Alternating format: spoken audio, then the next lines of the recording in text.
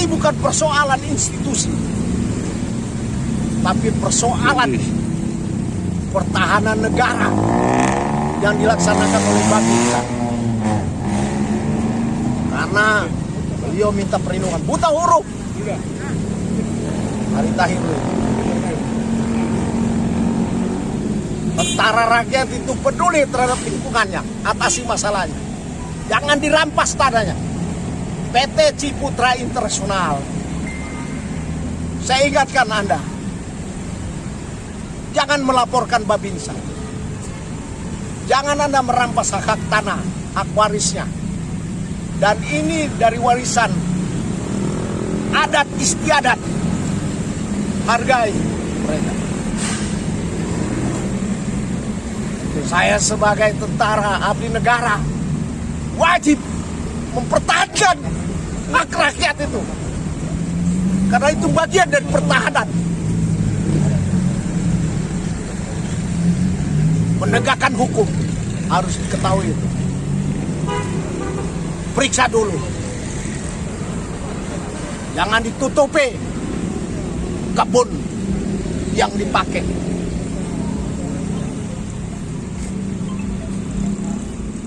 Itu saja mungkin.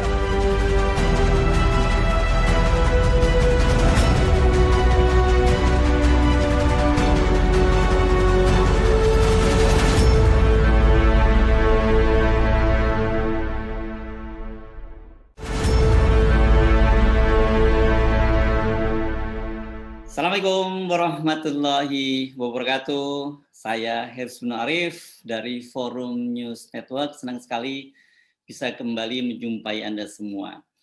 Banyak yang bertanya-tanya kepada saya, kalau saya lihat di komen-komen di konten saya, menanyakan mengapa sampai sekarang channel saya Hersbun No Point itu tidak bisa diakses dari dalam negeri, dari Indonesia. Sekedar pemberitahuan saja bagi yang belum tahu, memang akun saya ini saya tidak tahu siapa yang melakukannya, tidak bisa ditonton di Indonesia, ya, atau orang sering menyebutnya di shadow ban gitu ya. Jadi di dalam negeri tidak bisa menonton, tapi di luar negeri bisa menonton. Jadi bagi Anda sebenarnya ada cara yang paling mudah untuk menonton channel saya itu, yakni dengan mensubscribe-nya. Karena dengan cara begitu Anda akan selalu mendapat notifikasi setiap kali ada konten-konten baru dari channel Hersbun No Point. Dan cara yang lain Anda supaya kalau Anda merasa channel ini bermanfaat, Anda silakan berbagi, di-share linknya sehingga teman-teman lain yang ingin menonton itu bisa juga mendapatkan informasi mengenai konten-konten saya yang terbaru ya. Tetapi bagi Anda pasti bertanya, tapi kan Anda tidak bisa mengakses dari konten-konten saya yang lama, nggak seperti konten-konten channel lainnya. Cara yang paling mudah seperti saya sebutkan tadi menggunakan fitur VPN. Jadi dengan cara begitu Anda selalu dapat konten-konten, bisa mengakses, bisa mencari konten-konten saya apa saja. Oke, saya ucapkan terima kasih kepada teman-teman yang selalu mensupport channel ini, yang juga sudah mensubscribe, apalagi yang sering berbagi kepada teman-teman lain. Mari kita terus menggelorakan semangat akal sehat dan memperjuangkan kebenaran. Oke, sekarang saya ajak Anda untuk bicara tentang pilihan siapa yang tokoh. Kira kalau kita sebut man of the month atau man of the week atau siapa tokoh bulan ini atau siapa tokoh pekan ini, saya kira masih Anda punya banyak pilihan ya. Anda bisa menyebut nama Rocky Gerung. Tapi kalau Rocky Gerung saya kira nggak perlu lagi jadi man of the month atau man of the week, karena dia selalu man of the man of the everyday. Atau kemarin juga ada Jenderal Napoleon Bonaparte yang sekarang juga tiba-tiba namanya terangkat menjadi seorang pahlawan karena dia menghajar KC yang ditangkap polisi karena melakukan penghinaan terhadap agama Islam. Tetapi ada satu tokoh lain yang saya kira patut dijadikan pilihan, dan saya juga menjagokan ini kalau Anda mau memilihnya sebagai man of the week atau man of the month, yakni Brigjen TNI Junior Tumilaar. Nah, nama ini pasti sebagian besar Anda yang aktif atau news junkie yang senang mengikuti pemberitaan pasti tahu ya. Ini kan beliau ini adalah Inspektur Kodam 12 Kodam Merdeka di Sulawesi Utara. Langkah Jenderal TNI lulusan Akademi Militer tahun 1988A ini membuat banyak orang terperangah. Dan sejurus kemudian kalau menyadari apa yang dilakukan pasti akan berdecak kagum. Di tengah banyaknya aparat pemerintah, pemegang kekuasaan, aparat keamanan bertekuk lutut di depan para pemilik modal, ini para pengembang, para properti, dan cukong-cukong lainnya itu, bahkan diantaranya itu kita sama-sama tahu lah banyak yang menjadi backing para cukong. Jenderal Junior ini bersikap sebaliknya. Dia pasang badan dan dengan gagah berani menulis surat terbuka kepada bukan surat terbuka saya kira ini sebenarnya surat rahasia yang akhirnya terbuka, yakni surat kepada Kapolri Jenderal TNI Polisi Listio Sigit Prabowo. Dia mempertanyakan mengapa ada aparat Babinsa atau Babinsa ini Bintara Pembina Desa ya, di bawah Koramil itu, yang membela warga yang ditangkap polisi, padahal dia hanya ingin mempertahankan tanahnya yang diserobot pengembang PT Citraland ini di Kota Manado, itu justru malah dipanggil oleh polisi. Aksi yang dilakukan oleh Brigjen Junior ini sungguh sangat menarik perhatian publik. Sebagai orang ketiga, ini jabatan ini kalau Irdam, Inspektur Kodam itu jabatan itu adalah secara struktur dia adalah orang ketiga di Kodam itu. Senioritasnya dia ketiga. Pertama tentu saja Pangdam yang berpangkat Mayor Jenderal, kemudian Kasdam pangkatnya sama dengan yakni Brigjen, dan kemudian Irdam. Itu biasanya strukturnya di Kodam seperti itu. Nah, menariknya dalam kasus ini ketika dia membela rakyat itu Brigjen Junior tidak menggunakan jalur kedinasan. Dia menulis surat dengan tulisan tangan dan di atas kertas folio bergaris ini tanpa kop atau stempel Kodam. Hanya saja surat itu ini juga ditembuskan kepada Panglima TNI, Kepala Staf Angkatan Darat, Pangdam 12 Merdeka, dan kemudian James Tua. Ini James Tua ini adalah pengacara dari Ari Tahiru dan Edwin Lomban. Ini dua warga yang tanahnya diserobot oleh PT Citraland, tapi malah kemudian dia dilaporkan oleh Citraland dan kemudian ditangkap oleh polisi. Surat dari Brigjen Junior Tumilaar ini tulis tanggal 15 September 2021. Jadi sepekan lalu, dan klasifikasinya seperti saya sebut tadi, confidential, jadi bukan surat terbuka. Sekedar mengingatkan kembali ya, saya akan bacakan saja suratnya secara lengkap. Jadi kita sama-sama menyimak nih. Ini surat lengkap dari Brigjen Junior Tumilaar. Nomornya disebut pribadi _01 September 2021. Klasifikasinya konfidensial, jelas ya. Kemudian ada lampiran satu bendel. Ini berkaitan dengan dokumen-dokumen tanah kelihatannya. Perihalnya apa? Ya, ini perihal surat panggilan Polri kepada Babinsa dan penangkapan rakyat miskin buta huruf oleh anggota Polresta Manado. Dalam surat tersebut ada catatan. Surat ini saya buat karena telah datangi Polda Sulut dan juga telah dikomunikasikan melalui jalur Forkominda. Forum Komunikasi Pimpinan Daerah ini ya, atau Forum Komunikasi Forkominda ini Forum Komunikasi Pimpinan Daerah. Ini biasanya terdiri dari Kapolda, Pangdam, Gubernur, Kajati, dan juga biasanya Kepala Pengadilan Tinggi ini. Mohon dikoreksi kalau ada yang salah. Nah, tapi menurut Brigjen Junior, surat itu, forum itu, apa yang dia lakukan itu tidak diindahkan. Suratnya ditujukan kepada Kapolri. Salam sinergitas TNI Polri dan salam presisi. Saya bersurat dimotivasi oleh kebenaran berdasarkan ketuhanan Allah yang Maha Esa, Maha Kasih, yang bernama Yehwa. Saya Brigjen TNI Junior Tumilaar. Junior ini namanya ya, Junior Tumilaar, Irdam 13 garis miring Merdeka. Oh, ini kodamnya kodam 13 ya, bukan kodam 12 ya. Memberitahukan dan bermohon agar Babinsa Bintara Pembina Desa jangan dibuat surat panggilan Polri. Para Babinsa itu bagian dari sistem pertahanan negara di darat. Para Babinsa diajari untuk tidak sekali-kali menakuti dan menyakiti hati rakyat, bahkan wajib mengatasi kesulitan rakyat di sekelilingnya. Kami beritahukan kepada Bapak Kapolri bahwa ada rakyat bernama Bapak Ari Tahiru, rakyat miskin dan buta huruf, berumur 67 tahun, ditangkap dan ditahan karena laporan dari PT Ciputra International atau Perumahan Citraland. Dalam kurung, Brigjen Junior menyatakan memang beberapa penghuni di komplek itu adalah anggota Polri.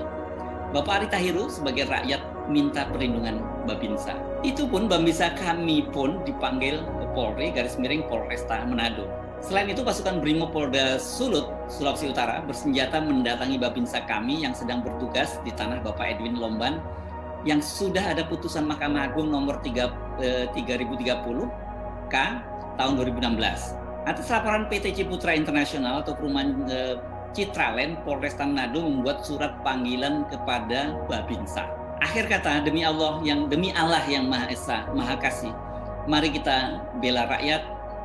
Mari kita bela rakyat miskin, garis miring kecil, dan jangan bela perusahaan yang merampas tanah rakyat.